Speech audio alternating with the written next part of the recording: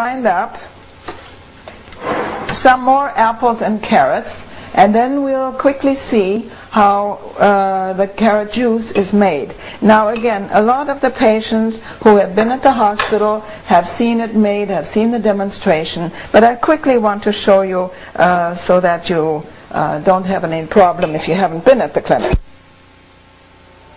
The apples are already in there. Now the carrots go in.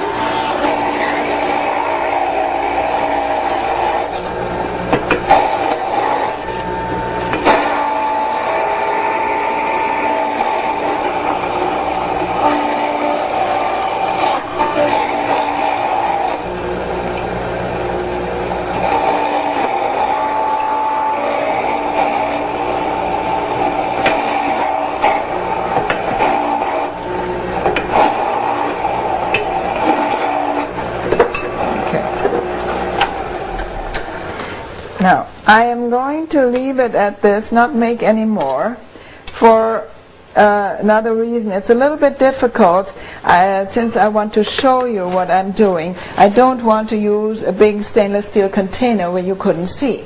But here you can see the ground up apple and carrot mush. In the meantime, I hear my oatmeal is boiling, so we have to be a little bit careful and watch. The oatmeal is boiling. It needs to be stirred a little bit. I'll get a spoon. And I turn down the heat, of course. It's a little bit hard with an electric stove. It's still very hot. But you see it's already creaming up, and it only takes just a few more minutes, and it'll be creamy and nice to eat. And I cover it, but not all the way. You want to be sure it's not fully covered or it'll boil out.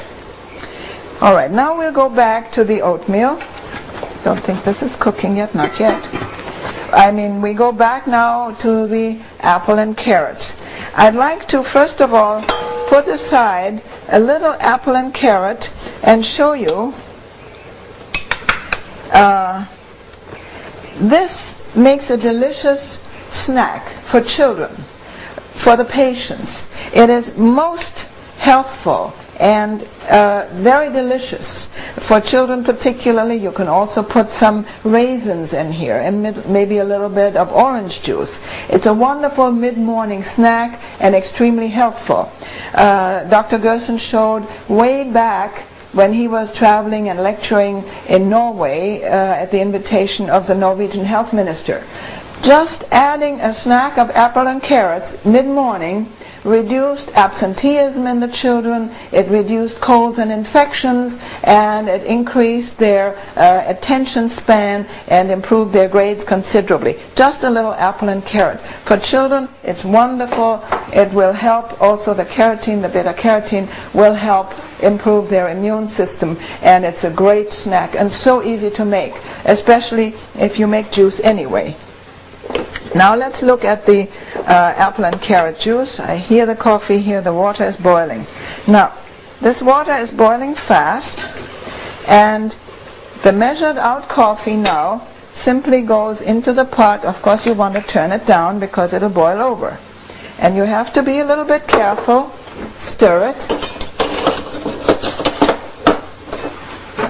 Stir it.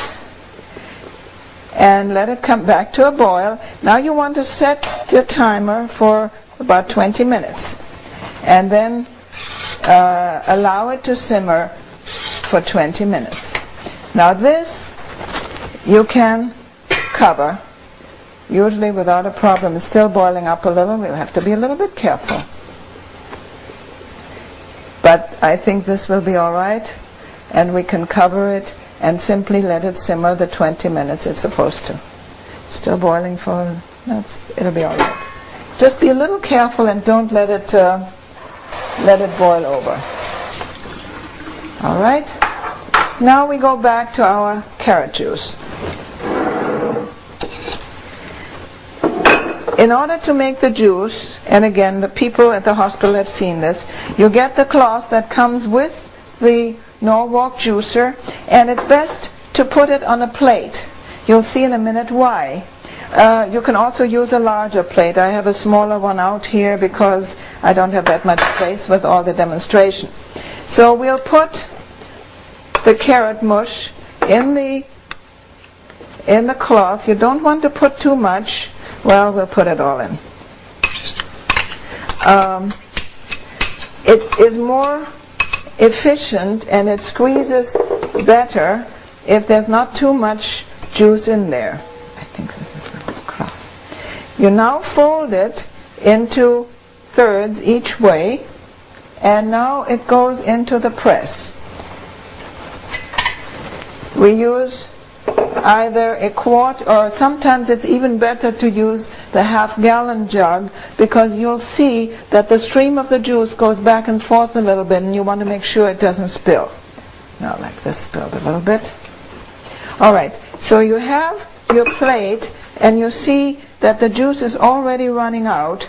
That's why the plate is there. You don't want to put it on the countertop. And you can put that juice right into your container, and you put your mush in the cloth, in the press, in the tray where you squeeze. I think I don't have the right juice cloth in there, and we may have a problem with it. Let's try. You have to turn the machine back on, leaving the housing on. There is a safety mechanism on the newer machines that if the housing is off, the machine will not work. Now, to get the press to go, you simply bring that little